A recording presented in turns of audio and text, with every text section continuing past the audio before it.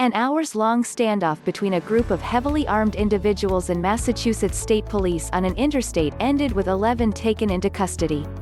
The situation was resolved through negotiation and tactical maneuvers, Massachusetts State Police Colonel Christopher Mason told reporters on Saturday, adding that the group members surrendered without incident.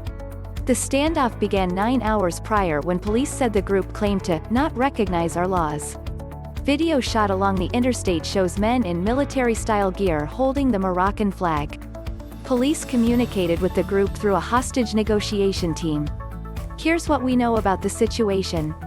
Police stopA Massachusetts State Police trooper was traveling northbound on Interstate 95 in Wakefield when he came upon two vehicles stopped in the breakdown lane around 1:30 a.m. on Saturday. The men were attempting to refuel their vehicles.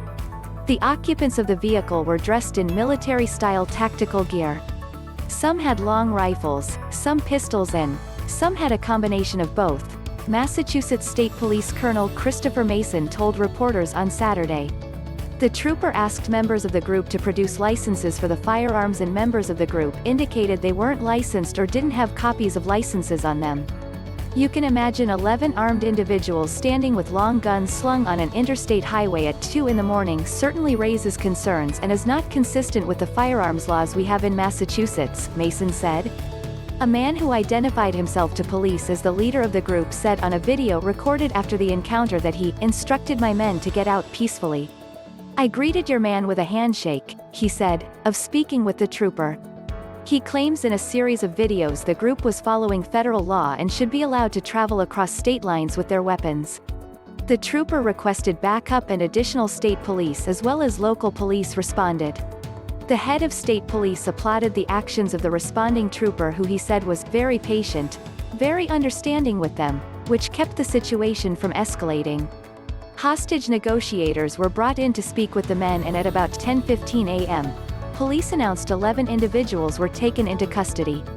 A pair of individuals were arrested earlier in the day and 9 more were arrested late morning. Who are they?